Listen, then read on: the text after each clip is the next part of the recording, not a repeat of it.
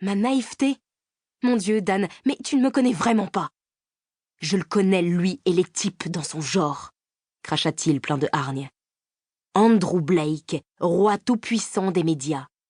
Comment peux-tu croire qu'il puisse s'enticher d'une fille comme toi? Sors de chez moi, lui ordonnai-je en retenant mes larmes.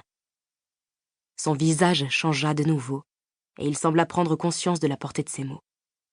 Il s'approcha de moi et posa sa main sur ma joue. Je fermai les yeux, pas certaine de pouvoir supporter la suite de cette conversation. Mon ventre se tordit douloureusement quand je compris à quel point je m'étais trompée sur lui. « Kat, ce n'est pas ce que j'ai voulu dire. Sors de chez moi, répétai-je. Il va te piétiner. Il va faire de toi une femme sans âme. Petit à petit, tu ne seras plus toi-même. Ou alors, dans le meilleur des cas, il se désintéressera de toi du jour au lendemain. » Mon cœur se serra dans une douleur atroce. Non seulement Dan me considérait comme faible et fade, mais il jugeait Andrew sans le connaître. La main de Dan quitta ma joue. Il attrapa sa veste posée près de moi. « Les types comme lui ne s'embarrassent pas des états d'âme, » dit-il en récupérant le sac de voyage. « De toute évidence, tu ne t'embarrasses pas des miens, » lâchai-je alors que je me sentais vaciller sur mes jambes. « Tu n'es qu'un pion dans son univers. Il t'écrasera sans même que tu t'en rendes compte. Et quand il aura réussi à te couper du monde, à te vider totalement, alors tu comprendras que j'avais raison. » Il enfila sa veste et, après un dernier regard, quitta mon appartement. À bout de souffle, le cœur en miettes et le corps pétri de douleur, je m'écroulais contre le mur jusqu'à heurter le sol.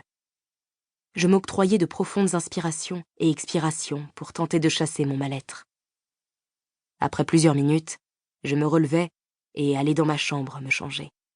J'enfilai un pull épais et un bas de jogging, espérant limiter le froid qui s'insinuait en moi. Je passai la matinée dans le coton. Après l'euphorie de ma nuit avec Andrew, l'atterrissage fut douloureux. Les mots de Dan flottaient dans mon crâne, provoquant même une légère crise de paranoïa. Et s'il avait raison? Si j'avais cédé trop facilement? L'univers d'Andrew et le mien n'avaient rien en commun.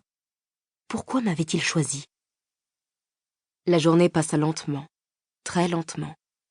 Malgré toute ma volonté à m'occuper et à m'activer dans l'appartement, je me sentais presque nauséeuse.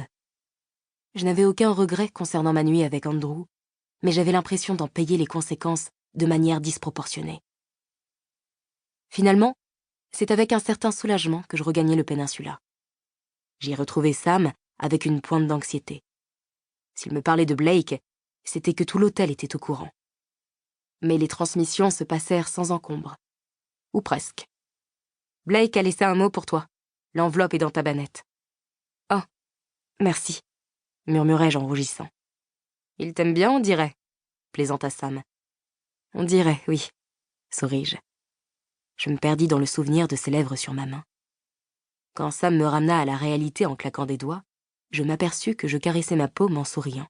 « T'es avec moi, là ?» s'amusa mon collègue. « Oui, juste un peu de fatigue. » « La nuit a été courte ?» Un sourire entendu s'installa sur ses lèvres, et pendant une seconde, je me demandais s'il savait. Ou peut-être qu'il ne savait pas, et que, à l'instar de Grégory, il prêchait le faux pour obtenir le vrai. « Oui, je suis rentrée tard, » mentis-je. « Je vais y aller. Ma femme m'attend pour qu'on fête son anniversaire. »« Ok. Bonne soirée alors, » dis-je distraitement. « Tu es sûre que tout va bien ? » ?»« Oui, pars tranquille. Je dormirai demain toute la journée. » L'esprit encore embrumé, j'occultais volontairement la lettre de Blake. J'avais déjà beaucoup de difficultés à trouver la motivation pour faire mon travail. Il fallait que je la conserve au moins pour exécuter les tâches courantes. Mais ce que je pensais être un choix raisonnable fut une torture. Mes mains agissaient, mais mes yeux fixaient la bannette où reposait l'enveloppe. Mon cerveau était en veille, et c'est en mode automatique que j'expédiais la validation des réservations. Je repoussai le dossier et arrachai le tiroir contenant le courrier d'Andrew. Son écriture était à peine lisible. Et en voyant que son mot avait été écrit sur un des papiers à en-tête de l'hôtel, je devinais qu'il l'avait rédigé juste avant son départ, de façon un peu précipitée. Il y a tellement de choses que je veux te dire, et tellement de choses auxquelles je pense, et toujours trop peu de temps pour les partager avec toi. Mais j'ai pris une décision. Pour continuer à écouter ce livre audio gratuitement, cliquez sur le lien dans la description et vous pourrez l'écouter en entier sans frais grâce à l'essai de 30 jours d'Audible.